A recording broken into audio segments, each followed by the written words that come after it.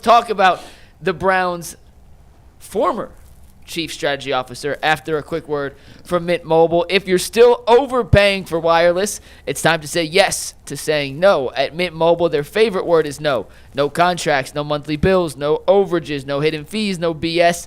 I said yes to making the switch and getting premium wireless for just $15 a month. Mint makes it simple. All plans come with high-speed data and unlimited talk and text delivered on the nation's largest 5G network. You can even bring your own phone and keep your same phone number and contacts. If you're ready to say yes to say no, make the switch to mintmobile.com/LockedOnNFL. That is mintmobile.com/LockedOnNFL. Upfront payment of $45 is required. Limited time new customer offer for the first 3 months only. Speeds may slow above 35 gigabytes on the unlimited plan. Taxes and extra fees. See Mint Mobile for more details. All right, guys. Jason texted me yesterday afternoon and said Jay's going to explode when he hears what's coming out in a little bit. And then, obviously, Paul Depodesta announced, or it was announced that Paul Depodesta is leaving the Cleveland Browns to go join the Colorado Rockies. Jason, I want you to start on this because I know you've been doing a lot of digging. Wrote an article on it this morning for The Athletic. What do you make of this change of regime with Paul Depodesta leaving the Cleveland Browns to go back to baseball? Before we start this, you got to make his name be known. You put some respect on his name. It is now Jason Lloyd, the master of whispers. The master of whispers. He is Littlefinger, Varys, and then Jason Lloyd. Go. Well, I wrote this morning the Paul Depodesta era can be summed up with an emoji shrug. I don't know what he did. No one knows.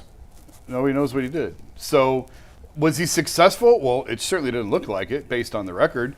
But nobody knows what his job requirements were, so nobody knows if he was any good or not. I'll tell you this, I've never known an executive to live on one coast and work in the Midwest. I've never heard of that before. So that was something that, yes, I've talked to people in other leagues who say, how do you manage that? How do you live in San Diego and work in Cleveland? I do think he did some good things here. I do, and they shouldn't be overlooked. Like, hey, listen, he wanted him to hire Sean McDermott. They hired Hugh Jackson. Which one should they have hired? He was right. He wanted him to hire Stefanski. They hired Freddie. That was a disaster. Mm-hmm. So he did get a couple of things right along the way, but it's just the total chaos of the Browns. This is who they are. They are dysfunctional. They are messy. And, it's why I keep saying I think the only way this team is ever going to win at a high level is if they get a quarterback who's good enough to cover all of their sins, or if they hire a head coach who says, sit down and be quiet and let me do this. And but they don't have the trust in anybody to do that. The Haslam's are never going to hire someone who tells them that, who puts them in the corner. So round and round we go. We're just going to continue to repeat the cycle here over and over and over again. I don't know. It's obviously the bigger question is this the beginning of the end for all of these guys? Did he just jump on the first lifeboat that he saw? Possibly. I don't know. Then I think we'll know that over the next couple of months. I've talked to people who know him who say, like, his heart was always in baseball. And his, like, the relatable stories that he tells were always baseball. It was odd from the start. There are people, I think, high executives who feel like they can jump from sport to sport when you're not the scout who's picking the players, when you're putting structure in place and you're putting the organization in place and the sort of the flow chart and, like, just trying to set things up. There are other executives who feel like that translates from one sport to the other because you're not necessarily scouting the players. You're trying to identify the processes. But ultimately, it's another miss for the Haslams. It's another big-time hire that, like I wrote today, clearly they're trying to find someone to tell them how to do this. But they have yet to acknowledge that the biggest problem in the room is themselves. Yeah, they need to get out of the way. That's for sure what they need to do. This is interesting. I talked to Zach Jackson this morning a little bit about this, and he brings up such a good point. Like, if this were most organizations and they got rid of this guy, you'd be like, wow, they're going to clean house. Right. Like, new coach, new GM, like, this is going to start over. But, like, this is not the normal organization. So who the hell knows if it's going to mean that they're going to clean house? Like, all bets are off when it comes to the Cleveland Browns. They do things in their own world. But they do. They need to get out of their own way. They need to hire somebody that can just, like I said, clean house, get rid of all the turds in the building, players and people, and and start to get this thing turned around. And I don't know that I trust them to do that. Yeah, guys, here's what I can say. You don't know what he actually did. You know his name is Chief Strategy Officer. That's a really nice corporate way of being like, yeah, don't ask any questions because we're not going to tell you what he actually does. It's like, remember the famous line from Office Space? I What is it you do around here? I said that. Oh, did you? I I wrote started that. Before you walked in. Yeah. Did you? Yep. I wrote that today. I just said that. They put him in the basement next to Milton and the Stapler, basically. Like the Bobs. Yeah. And he's there hanging out, and it's like, all right, so he's insulated from any criticism. He's insulated from you poking and prodding. But the one thing that I've always learned is, it's not necessarily what people tell you. Just look at the actions and what happens around. I think that this is another strange happening inside the Browns building. I go all the way back to the whole situation where you got the two quarterbacks. I go back to the 3rd and the 5th round pick. You go back to the Kenny Pickett. You talk about trading Flacco in the middle of the year. Then you get to a point where Andrew Berry doesn't talk at the bye week. Then Kevin Stefanski gives up play calling. Now Depodesta says, you know what, I like baseball a little better than football. He takes a look and he's up out of here. And you get to a point where now Jason says, we had a plan for about 24 hours. Yep. And now you don't got a chief strategy officer. Your other quarterback that was a veteran is somewhere throwing for 400 a week. And you got two rookies backing each other up. And you try to figure out how we going to get through the season. That tells me that there are way more things going on behind the scenes than they would like us to let on. Because all of those things, if you just think about it during the season, Dustin, how many of those things happen to other football teams? If one of those things happened, we would be like, whoa. But these guys had this. This is every week. This is something every week, Jason. Yeah. It has to be something here. And I'm anxious to see how this thing unfolds. Because like you said, it's coming. We'll figure out as the season rolls on. You'll start to hear a little more. And that's how the story is put together. Oh, I know. Yeah. So Get your popcorn. So, G, it's been interesting this morning as I was putting together some graphics, putting together a show, scrolling through Twitter.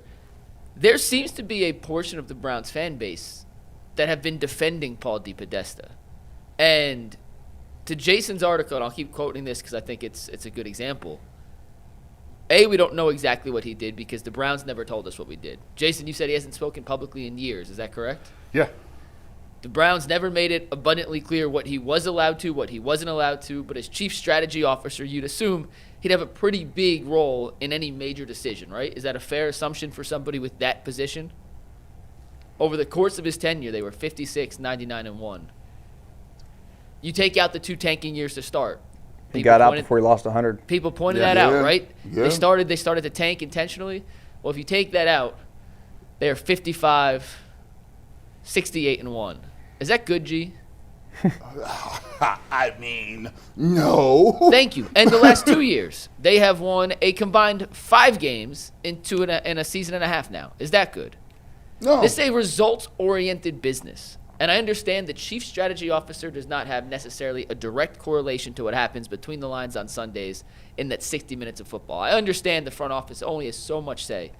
But for someone who we don't know what they did, never knew what they did, has a career record, whether you want to slice and dice it, however you want to look at it, at 56, 99, and 1, and comes from a baseball background, mind you, what is there to defend? Like, help me figure out what people are sticking to as to why this guy wasn't, maybe not the boogeyman to the extent Jay says, but a strong voice in the front office that has gotten things wrong time after time after time. In 2020, I wrote a column that the Browns were finally starting to listen to Depodesta, and it looks like he was right on quite a few things because they hire this guy, they make him the chief strategy officer, and then nobody followed anything he was saying. That's what was so odd about it. Like, they're going to take this analytics approach, right? Analytics. We're going to go analytics. We're going to tear down the roster. We're going to tank for 2 years. We're going to go analytics. Hugh Jackson is the anti-coach for analytics. Like that was so. What are you doing? Like, you go for the plan halfway and then you pivot, and then we're going to go analytics. We're going to go analytics. We're going to go analytics. But John Dorsey's here and he uses analytics for toilet paper.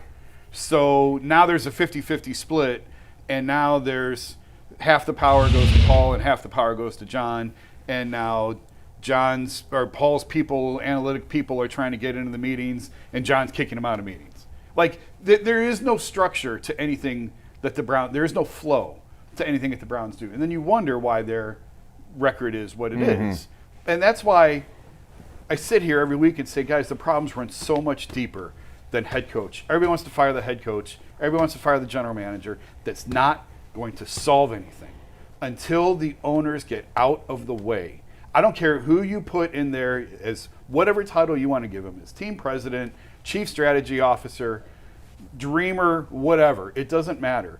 Until ownership steps out of the room and says, you guys do this and we will write the checks, nothing is going to change. It doesn't matter who's in those roles. And the reason why I have defended Kevin is because Kevin has shown an ability to navigate a lot of these landmines. Now, the snow's piling up on him, right? I said that a few weeks ago. It might just be that the snow's too high and the shovel's not big enough and everybody has to go. We might get to that point. But in the past, one of Kevin's strengths in past years was being able to sort of manage ownership's interference and being able to manage some of these little fires that come around.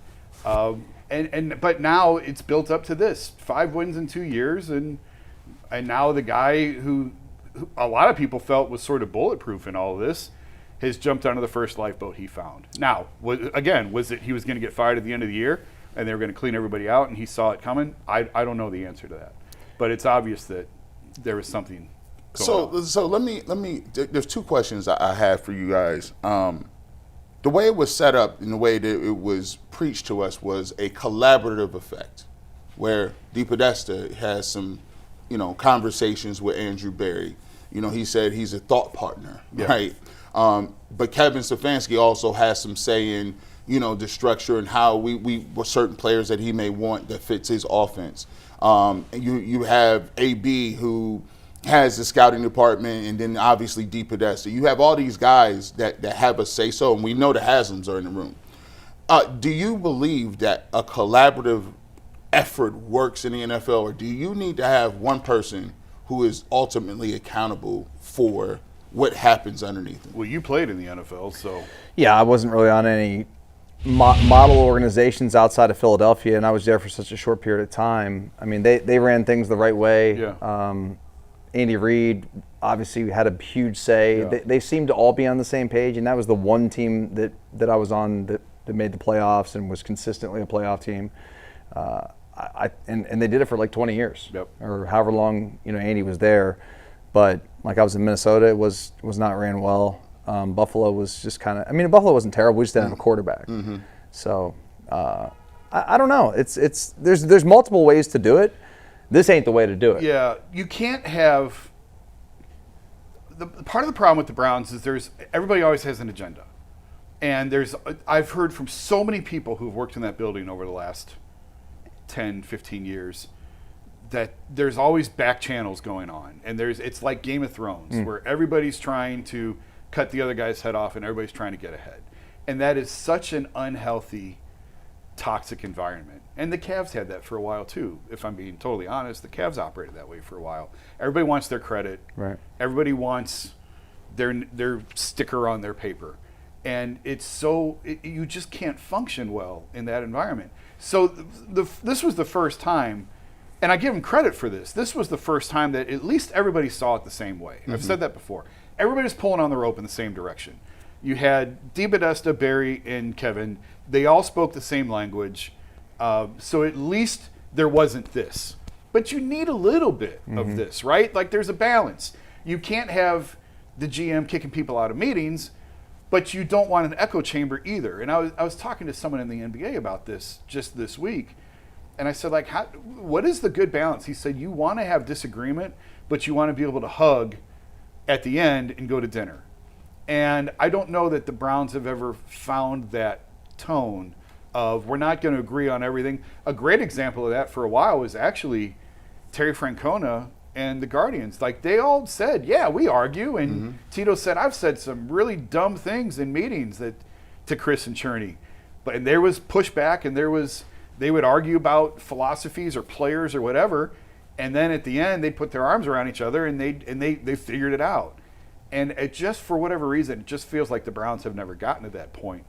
It's either a power struggle or it's an echo chamber, and they just haven't been able to find that balance. Is there, I wonder as we look at this story, Depodesta leaves because we don't know what he really does. Yeah. We're like, all right, well, is there a void in that? Is there a position? Like, it's like, okay, does Andrew Berry gain more power? Is this a sign that they're going to go in a completely different direction? And the funny part about it is you just said something, Dustin. You was like, I was in Buffalo. We weren't too crazy. We weren't a bad organization. We just didn't have a quarterback. Right. Well, we just so happened to not have identified a quarterback.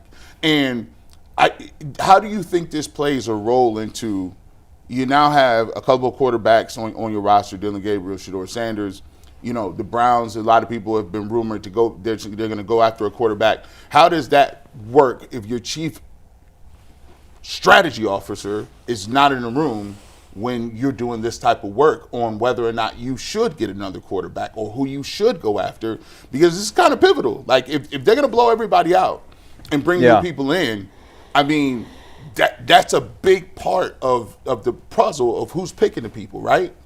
I mean, like in terms of who's going to pick this next quarterback? Yeah, or? If your chief strategy offers I'm pretty sure that you have some strategy involved in who you feel like is going to be the guy. And so you're saying, like, because he's gone now, that's going to? How does that affect the quarterback search, or whether they like a quarterback or what they're looking for? I don't necessarily know that we can think that it's going to be a hindrance to them picking the right quarterback, because they've had so many opportunities and they've gotten it wrong as this guy's been here for a decade. So, I would. Right. It ain't like I'd go down to Giant Eagle and pick up the Lindy's draft guide and see who they've got as the top guy. Phil's still running around doing this thing. Yeah, I mean, that happened once before. And then pick whoever that guy thinks is the best. That's happened. That's happened. crazy. Can I ask you guys a question? I'm joking, kind of. I'm not. Yeah. That's happened. Yeah. They were picking players out of a draft guide. Question for you guys. With Depodesta out of the picture now, does it make you feel more confident that Berry and Stefanski will be safe, or less confident that Berry and Stefanski will be safe? Indifferent. I don't think it matters. I don't think you can say today because he's gone that means that they're gone. You could assume that they're tied at the hip or whatever, and that these analytical guys, quote unquote, stick together and they're attached. But I don't know that is the case with the Browns. Yeah. Go ahead, Jason. Yeah, Jason. I am less confident that I don't think everything's a package deal, but I do tend to think that this is the start of change. I do believe that. Yeah. Yeah, listen, this in a vacuum wouldn't mean much, but as I stated earlier, this added to a lot of other little tidbits and morsels and crumbs and the bread trail is like, this ain't normal. Like, usually, generally, now I get it. It wasn't like he could keep it a secret, right? The Colorado Rockies aren't going to say, oh, we'll wait till the season's over. I mean, they got GM meetings coming up. They got winter meetings coming up in December. So they're trying to run a franchise. So this was going to break regardless. Yeah. So it wasn't like they could have kept it under wraps. But this just goes to show you, like, look, man, he was interested in getting back into baseball, which could say one or two things. Either A, he looked at the Browns and was like, I don't know if I can fix this. Or he looked at you and said, I don't know if I got the heart for the 2029 rebuild. 2 rebuilds takes a lot off your life, Jason. Well, I think you hit on it when it's just a little trail. When you combine this with the fact that Andrew didn't talk over the bye week and some of the other noise that's just been percolating in the background that I'm still trying to separate fact from fiction on some, but when you put it all together, I feel like this was the first move of more to come. Now I have no idea what those other moves are. I don't know. Yeah. This is. I've never seen a 2-6 football team have this much storylines in my life. Like they've had storylines from the day they opened camp till now, and we still got a lot of games. People forget. There's a lot of football left. We got a lot of games, man. It's how many games is left in the season after this? After this, After they're this. 2-8, which means they have 9 games left. They have 8 games after this Sunday. That's 2 months. That's a whole. That's 2 months of football. that's Christmas. Yeah. New Year's type. I mean, December last year was brutal. The DTR games and trying to get through those Oh. was miserable, and we got 2 months of that coming. And by the way, real quick, Steve, go back to one more. Starting with this Jets game, then looking after the Jets. So you have the Jets, winnable. Just bear with me real quick. It is in theory a winnable game. Yeah. Next, Yeah, of course. Ravens tough. Raiders is winnable. Yeah. Niners is a winnable game. I know they have a good record, but they're so hit or miss. You don't know what version of the Niners you're getting. The Titans is certainly a winnable game. Bears have been okay. Their defense is atrocious. That's a winnable game. Bills tough. Steelers tough. Bengals, they may be done. There are genuinely some winnable games down the stretch here for the Browns. I'm not saying they're going to win all those, but games that we can go into feeling like the Browns have a decent shot to win. And it makes what's ahead, in my opinion at least, with the uncertainty at quarterback, the uncertainty at head coach, the uncertainty at general manager, the uncertainty of the general direction of this team, that much tougher to navigate because there are games on the schedule where you can look at it and say, we should win. But winning also, I know it sounds backwards and fans like to hear it sometimes, is counterproductive to the end goal for what the Browns are trying to do, which makes all of this a giant cluster, you know what. Yeah, because the Jets have signified with open arms that we trying to take all the L's, Yeah. all of them. Like we trying to get all these L's up out of there, and they've made I think I'll be interested to see how many teams do this.